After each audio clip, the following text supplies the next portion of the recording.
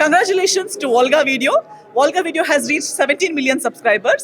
Those of you who have not subscribed, please subscribe to Volga Video.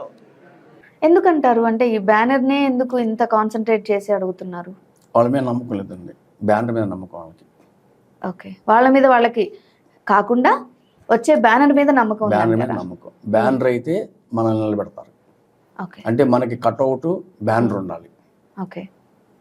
ఒకప్పుడు cutout హీరోలు, అవును. ఇప్పుడు cutout ఇప్పుడు వచ్చే కొంతమంది హీరోలకి cutout banner. Banner. Okay. Banner కావాలి. ఆ బ్యానర్ ఉంటే మనకు వాల్యూ పెరిగిద్ది. ఆ బ్యానర్ పేరు మనం చెప్పుకోవచ్చు. చిన్న బ్యానర్లో చేయకూడదు. తెలియని బ్యానర్ అయితే అసలు రానివ్వం. ఓకే. అంటే ఆ బ్యానర్ కావాలి. తర్వాత వచ్చేసరికి సబ్జెక్ట్ కన్నా కూడా బడ్జెట్ కావాలి. నువ్వు ఎంత బడ్జెట్ పెట్టగలవు, నువ్వు ఏ బ్యానర్ తెచ్చుకోగలవు, సితార తెచ్చుకోగలవా, మైత్రి తెచ్చుకోగలవా, ఓకే, ఏంటి గీతార్ తెచ్చుకోగలవా, ఓకే, ఏ బ్యానర్ తెచ్చుకోవాలి, సురేష్ ఫిల్మ్స్ తెచ్చుకోగలవా, ప్రొడక్షన్స్ ఏ బ్యానర్ అయితే అంటే వీళ్ళకి ఏంటి ఆ బ్యానర్ అయితే సినిమాలు బాగా రిలీజ్ చేస్తారు. అందుకేనంటారా ఇప్పుడు సినిమాలు ఎక్కువ ఫ్లాప్ అవుతున్నప్పుడు కూడా ఇంత లాసులు రావడానికి కూడా కారణం కూడా ఇలాంటిది కూడా అయి ఉండొచ్చు అంటారా? ఏంటంటే ఇప్పుడు అక్కడున్న టాలెంట్ కంటే ఇంపార్టెంట్, ఒక డైరెక్టర్ కి ఎంత టాలెంట్ ఉంది అనే దానికంటే ఇంపార్టెంట్ బ్యానర్ పెడుతున్నారు. సో ఫస్ట్ బ్యానర్ నే తీసేసుకోవడం వల్ల ఆ బ్యానర్ వాళ్ళు కూడా ఈ హీరోని చూసి బ్యానర్ వాళ్ళు కూడా అలాగే ఉన్నారు, హీరోని చూసేసి పెట్టేద్దాం అనేసి పెట్టేస్తున్నారు. సో అక్కడ ఏమవుతుందంటే ఫ్లాప్ అయిపోతున్నాయి సినిమాలు. చాలా వరకు ఫ్లాప్ అయ్యేప్పటికీ లాసులు కూడా భారీగానే వచ్చేస్తున్నాయి. అందరి ఫోకస్ బ్యానర్ మీద లేకపోతే ఖర్చు మీద ఉండటం వల్ల చివరికి ఏదన్నా అటు ఇటు అయింది సినిమా అంటే డెఫినెట్ గా ఎక్కువ నష్టాలు చవి చూడాల్సిన సందర్భాలు ఉన్నాయంటారు. ఇంకొకటి ఉంది మేడం, ఇక్కడ పెద్ద బ్యానర్లు అనుకోండి, పెద్ద బ్యానర్లకి పెద్ద హీరోలు బ్యాలెన్స్ అవుతున్నారు. ఓకే. పెద్ద హీరోలు అంటే అదే చెప్పా కదా మీకు, రామ్ చరణ్ గారు, మహేష్ బాబు గారు, వీళ్ళంతా వాళ్ళు బ్యాలెన్స్ అవుతారు. ఎక్కడ అవుతున్నారండి? మనకి రాధేశ్యామ్ చూసుకుంటే 100 కోట్లు దాటేసింది నష్టం. బ్యాలెన్స్ అవుతుందంటే బిజినెస్ పరంగా కాదండి, ఆ బ్యానర్ రేంజ్ కి హీరోలు ఓకే వాళ్ళు బ్యాలెన్స్ అవుతున్నారు. ఓకే.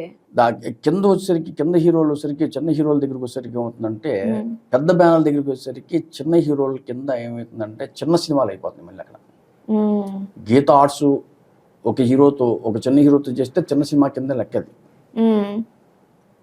ఎందుకంటే గీత ఆర్ట్స్ సపోర్ట్ తీసుకున్నారు అని ఫీలింగ్ వస్తున్నారు ఆడియన్స్ కూడా, అంతే తప్ప పెద్ద సినిమాని ఆడియన్స్ కూడా కన్సిడర్ చేయట్లేదు. మరి ఇంకా అలాంటప్పుడు హీరోలు తీసుకోవడం అదే తెలుసుకోవట్లేదు. ఓకే. తర్వాత ఏమవుతుందంటే కొంతకాలం తర్వాత అప్పుడు మాలాంటి డైరెక్టర్స్కి సరిగా డేట్లు ఇవ్వకపోవటం, కొత్త ప్రొడ్యూసర్లకి వీళ్ళు డేట్లు ఇవ్వకపోవటం, దానివల్ల జరుగుతుంది ఏంటంటే రాను వీళ్ళ సినిమాలు తగ్గిపోయి ఒక క్యారెక్టర్ ఆర్టిస్టులుగా మిగిలిపోతున్నారు. ఓకే. సో హీరోలు అందరూ అంటే ఇప్పుడు కనుమరుగైపోయిన చాలా మంది హీరోలు చూసుకుంటే, అంటే ఒక ముందు జనరేషన్ వాళ్ళైనా ఇప్పుడు చూసుకుంటే మేము చూస్తున్న జనరేషన్స్ అయినా ఒక శ్రీకాంత్ కానీ ఒక జగపతి బాబు కానీ వీళ్ళన్నా కొంచెం కనబడుతున్నారు. అసలు కనబడని హీరోలు కూడా మనము ఉన్నారు. మరి వాళ్ళందరూ ఈ కారణంతోనే వాళ్ళు స్పాయిల్ అవుతున్నారు మేడం. అది వాళ్ళకి తెలియట్లేదు. వాళ్ళకి అంటే వాళ్ళకి కథ ఓకే, ఇప్పుడున్న పొజిషన్లో కాన్సెప్ట్ నచ్చిన కాన్సెప్ట్తో వచ్చిన మంచి ప్రొడ్యూసర్తో మీరు సినిమా చేసుకుంటే కనీసం సంవత్సరానికి ఒక సినిమా అన్న మీరు చేసుకోగలిగితే మీరు హీరోలుగా నిలబడతారు. వీళ్ళు అలా చేయట్లేదండి. ఇప్పుడు చాలా మంది మన పేర్లు వద్దండి, చాలా మంది ఆర్టిస్టులు ఉన్నారండి. ఇప్పుడున్న టాప్ మోస్ట్ హీరోలు పక్కన వాళ్ళకి సినిమాల్లో వీళ్ళు క్యారెక్టర్ ఆర్టిస్టులుగా అన్న, తమ్ముడు ఇలాంటి వేషాలు వేసుకుంటూ వెళ్తున్నారు. అప్పుడు ఏమవుతున్నారు, వాళ్ళ మార్కెట్ పడిపోయింది ఆల్మోస్ట్. ఈ హీరోలుగా వాళ్ళు ఇదైపోతున్నారు అన్నమాట. కొంతమంది హీరోలు విలన్ వేషాలు వేస్తున్నారు. మరి అంటే వాళ్ళకి రాకే కదా సినిమాలు అవకాశాలు రాకే వాళ్ళు ఇంకా అక్కడ వెళ్తున్నాము. రాకంటే వాళ్ళు ఎందుకు రావండి? కొంతమంది ఇప్పుడు చాలా మంది హీరోలు ఉన్నారు, వాళ్ళకి మార్కెట్ ఉంది, కానీ వాళ్ళు ఏం చేస్తున్నారు, బ్యానర్ అంటున్నారు. ఒక బ్యానర్ అంటున్నారు, సబ్జెక్ట్ అంటే వాళ్ళు సబ్జెక్ట్ ని నమ్మి ఒక కొత్త వాళ్ళని నమ్మి ఒక అవకాశం అయితే ఇవ్వట్లేదు, డైరెక్ట్ గా బ్యానరే అడుగుతున్నారు. కాబట్టి వాళ్ళకి సినిమాలు కష్టం అవుతుంది. మళ్ళీ సబ్జెక్ట్ కంటే కూడా బడ్జెట్ అడుగుతున్నారు. ఓకే. దాంతో ఇప్పుడు ఆ బడ్జెట్ ని కొత్త ప్రొడ్యూసర్లు ఎంతవరకు బడ్జెట్ భరించగలుగుతారు? పోనీ అంత బడ్జెట్ లో ఈ హీరోల మీద మార్కెట్ వస్తుందా అంటే రాదు అనే భయం ఉంటుంది. ఇప్పుడు ఒకటి ఉంది మేడం, ఇక్కడ ఏమవుతుందంటే సినిమా ఇండస్ట్రీలో మేము అబ్జర్వ్ చేసింది ఏంటంటే మా అనాలిసిస్ ప్రకారం రెండు కథలు నడుస్తున్నాయి. ఓకే. ఒకటి ఓహో కందే కథ, ఇంకోటి ఓహో కందని కథ. ఓహో కందే కథ ఏంటంటే కొత్త హీరోలతో చేసుకోవచ్చు. ఓకే. ఇప్పుడు ఆయ్ సినిమా ఉంది, అది ఓహో కందే కథ. ఆయ్ సినిమా ఉంది, మొన్న 90s అని ఒక వెబ్ సిరీస్ వచ్చింది, ఓహో కందే కథ. 35 అని ఒక సినిమా వస్తుంది, అది ఓహో కందే కథ. అంటే ఏంటంటే ఒక ఫ్యామిలీ ఇళ్లలో జరిగే పిల్లలు ఎలా ఇప్పుడు 35 చూసుకుంటే మనం ఎగ్జాక్ట్ గా మనం ఇమాజిన్ చేసుకోగలము. ఒక బాబు వాళ్ళ అమ్మ ఎలా వాళ్ళు కమ్యూనికేట్ అవుతారు, schools etcetera problems. Okay. Emotional గా ఫీల్ అవుతారు ఆడియన్స్, సెంటిమెంట్ ఫీల్ అవుతారు ఆడియన్స్, ఎమోషన్ అవుతారు. ఎందుకు ఎమోషన్ అంటే ఇది ఇలాంటి కథ మనకు జరిగింది, ఇలాంటి పాత్రలో నేను లేను ఏమన్నా, ఇంతకుముందు నాకు జరిగింది, ఈ క్యారెక్టర్ నాదే అనేది ఒక ఓన్ చేసుకున్నారు. ఓ కందే కథలు అలా ఉంటుంది. అందుకే ఆ సినిమాలు చిన్న బడ్జెట్లు చేసినా ఆడియన్స్ మొత్తం దాన్ని ఆదరిస్తున్నారు, సినిమాలు ఆడుతున్నాయి బాగా. అంటే యూత్ సినిమా చేసుకున్నా, ఫ్యామిలీ సినిమా చేసుకున్నా అంత అది ఓహో కందే కదండి. అంటే న్యాచురల్ గా ఒక న్యాచురల్ ఇది, పెద్ద గ్రాఫిక్స్ అక్కర్లేదు దానికి, ఎందుకంటే ఇమాజినేషన్ సరిపోతుంది. అండ్ ఇక్కడ మనం నార్మల్ గా ఉన్నవే కాబట్టి పెద్ద పెద్ద విఎఫ్ఎక్స్ చేయించాల్సిన నీడ్ ఉండదు. ప్రొడక్షన్ వాల్యూస్ కూడా పెద్ద ఉండాల్సిన అవసరం ఉండదు. కమర్షియల్ ఎలిమెంట్స్ కూడా అవసరం లేదు. మీరు చెప్పిన 3 సినిమాలు చూసుకున్నా కూడా సాంగ్స్ పెద్దగా ఏమీ లేవు. సో కమర్షియల్ ఎలిమెంట్స్ కూడా అవసరం ఉండదు. కాబట్టి ఊహకు అందే కథలు చేసుకుంటే ఆడియన్స్ ఆదరిస్తున్నారండి. ప్రొడ్యూసర్ బయటపడుతున్నాడు, ₹1 సంపాదించుకుంటున్నాడు. ఓకే. అది ఓహో కందే కదండి. అలాంటి కథలు తీసుకుంటే ఈరోజు విజయ్ సేతుపతి గారు లాంటి వాళ్ళు, ఈరోజు స్టార్స్ అయిన వాళ్ళు కూడా అలాంటి కథలనే వాళ్ళు ఎన్నుకుంటున్నారు. విజయ్ ఆంటోనీ గారు కానీ, విజయ్ సేతుపతి గారు కానీ, ఈ చాలా మంది అట్నే మలయాళం నుంచి వచ్చే సినిమాలు చూసుకోండి, కొన్ని తమిళ్లో చిన్న సినిమాలు చూసుకోండి. వీళ్ళంతా మనకి ఎక్కువగా తమిళ సినిమాలని, మలయాళం సినిమాలు ఎందుకు ఆదరిస్తారు మనోళ్ళు కూడా అంటే న్యాచురల్ గా ఉంటాయి. అంటే ఒక ఫ్యామిలీ రియల్ స్టోరీస్ మొత్తం దాంట్లో అదొకటి. అది ఓహో కందే కథ అన్నమాట. ఓహో కందే కథ ఏదైనా ఆడిందండి. ఎస్ఆర్ కళ్యాణ్ ఆడింది, మొన్న కా అనే సినిమా ఆడింది, మళ్ళీ ఆయన సినిమా ఆడింది. ఏమాడం ఇన్ని సినిమాలు నంబర్ ఆఫ్ మూవీస్ ఆడుతూనే ఉన్నాయి. అంటే ఓహో కందే కథలు మన 35 ఆడింది, 90s అనేది ఆడింది, అందరూ ఆదరిస్తున్నారు సినిమా. ఇది ఓహో కందే కథ. ఈ ఓహో కందే కథలను ఎందుకు వీళ్ళు అవాయిడ్ చేస్తున్నారు హీరోలు?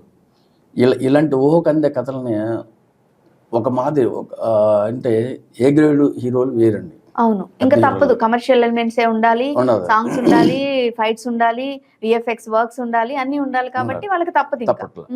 కిందకు వస్తే కొంతమంది హీరోలు ఉన్నారు, అందరికి తెలిసిన హీరోలు, వాళ్ళు పాపులర్ హీరోలే, సెలబ్రిటీసే, కానీ వాళ్ళు ఇలాంటి కథలు వాళ్ళు ఒప్పుకోవట్లేదు. ఓకే. మీరు అన్నట్టు నాని గారు సరిపోదా శనివారం సినిమా కానీ ఈ టైపు నాన్నగారి గురించి కూడా చెప్తాను మీకు.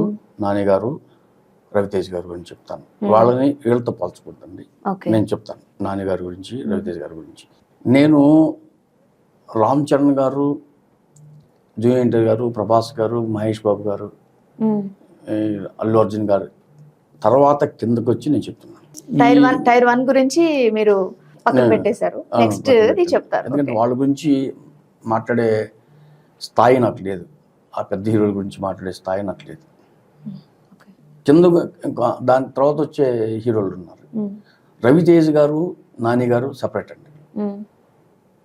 వాళ్ళు సపరేట్, మళ్ళీ వాళ్ళిద్దరిని సపరేట్ చేద్దాం. వీళ్ళిద్దరు మిగతా హీరోల పరిస్థితి ఏంటంటే వీళ్ళకి న్యాచురల్ కథలు చెప్తే నచ్చవు, వాళ్ళు చేయరు. అది తర్వాత వాళ్ళకి ఎంతసేపు ఏం కావాలి అంటే గాల్లో తేలే ఫైట్లు, సాంగ్స్, పెద్ద హీరోయిన్స్, పెద్ద బ్యానర్లు కావాలి. అవి జనాలు చూడరు. గాల్లో తేలే ఫైట్లు చేయడానికి రామ్ చరణ్ గారు ఉన్నారు, జూనియర్ ఎన్టీఆర్ ఉన్నాడు, మహేష్ బాబు ఉన్నాడు, ప్రభాస్ ఉన్నాడు. మీరు చేస్తే చూస్తారా జనాలు? ఫ్యాన్స్ ఉన్నారు, వాళ్ళకి ఫ్యాన్స్ మూసేస్తున్నారు. మీరు చేస్తే చూస్తారా? అంటే మీరు ఎక్కడ ఆలోచిస్తున్నారు?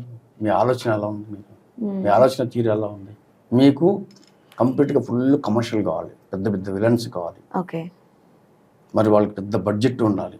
పెద్ద బడ్జెట్ అవుతుంది. మేమేదో సినిమా చేయాలంటే 40-50 కోట్లు అవుతుంది. కానీ దాంట్లో ఆ 40 కోట్లు 50 కోట్లు ప్రొడ్యూసర్స్కి వస్తున్నాయా? మార్కెట్ లేదు.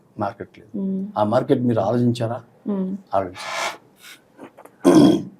ఆలోచించట్లేదు. సో మరి ఇప్పుడు ఇప్పుడు అదే మీకు ఊహకి అందని కథలు తీసుకుందాం.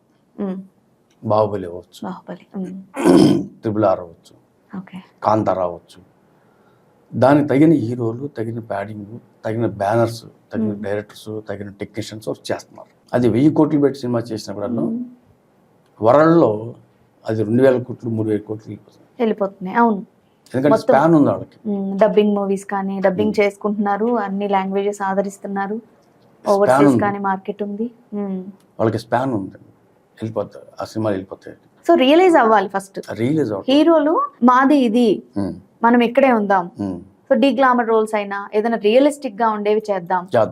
మనం సరిపోదా శనివారం చూసుకుంటే రాన్ రస్టిక్ మూవీ ఎంత డీ గ్లామర్ గా ఉంటారు నాని గారు అంటే అలా ఉంటారు. అండ్ అది స్టోరీ కూడా అక్కడే ఉన్నట్లుగా అక్కడక్కడే మనుషులు తిరిగినట్లుగా చేశారు సరిపోదా శనివారం. సో అలా రియలైజ్ అయ్యి వాళ్ళ స్టేజ్ ని మనం ఎక్కడున్నాం అనేది చూసుకుంటే వాళ్ళకి కూడా అవకాశాలు వస్తాయి, వాళ్ళు కనుమరుగైపోరు అనేది మీరు అంటున్నారు. అవును మేడం.